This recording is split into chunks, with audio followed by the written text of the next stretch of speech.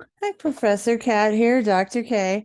Once again, we're going to delve into a new chapter, victimology. So this time we're going to talk about chapter 3, which is one of the most fascinating topics.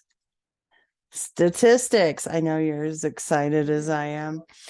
Statistics are often used, this is the data that we use, to prove or disprove a particular point, to show how often something happens or doesn't happen.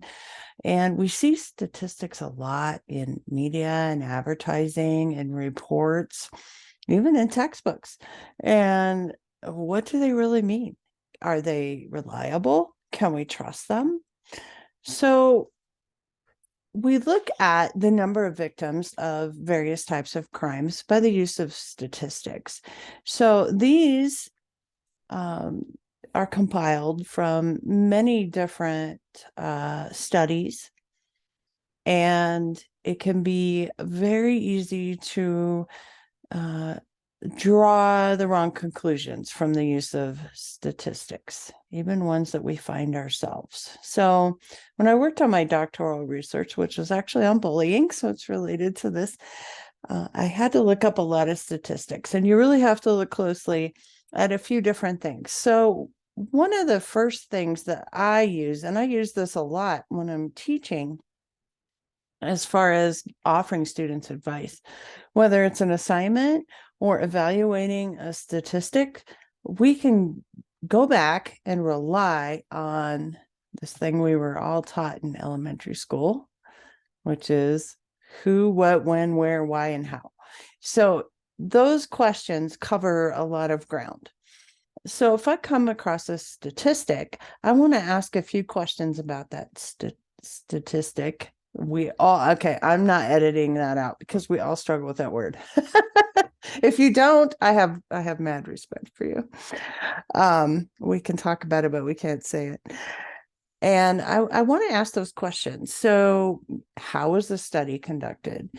Who conducted it? Sometimes there's a little bit of bias in there. We got to be careful.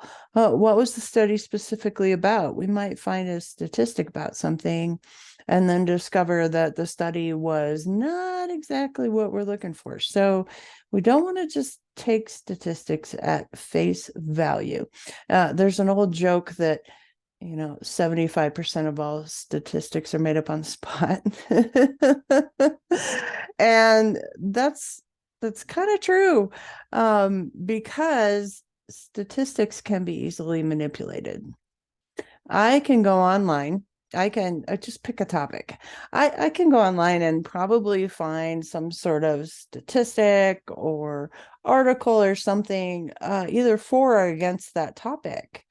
And so there's a lot of data that can be interpreted slightly differently in order to prove a point. So we always want to be a little skeptical when we see a statistic. Obviously, in advertising, that's pretty much a given, I would hope, because we know that the company is trying to make money.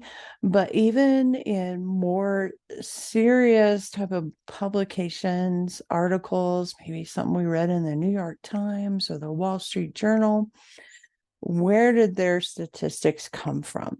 And what are they doing to manipulate that to make it seem like it supports their point?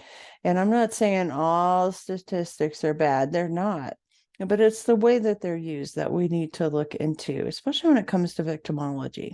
One thing to remember about victims of crime is that there's a lot of crime that goes unreported.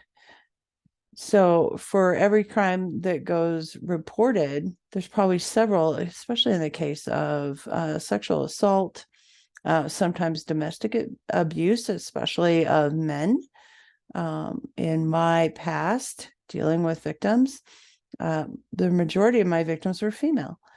I did have a couple of male domestic violence victims, but sometimes they were very reluctant to come forward because of male stereotypes. So we need to remember that sometimes when we're looking at victimology, the statistics could be only the tip of the iceberg. So we really got to look at that, use that who, what, when, where, why, and how to ask the right questions. And always remember, correlation to events that happen simultaneously does not always equal causation. So if I have cats, you can see one's trying to open the door in the background. If I walk into a room and there's a plant on the floor, I could assume that there's a correlation between the guilty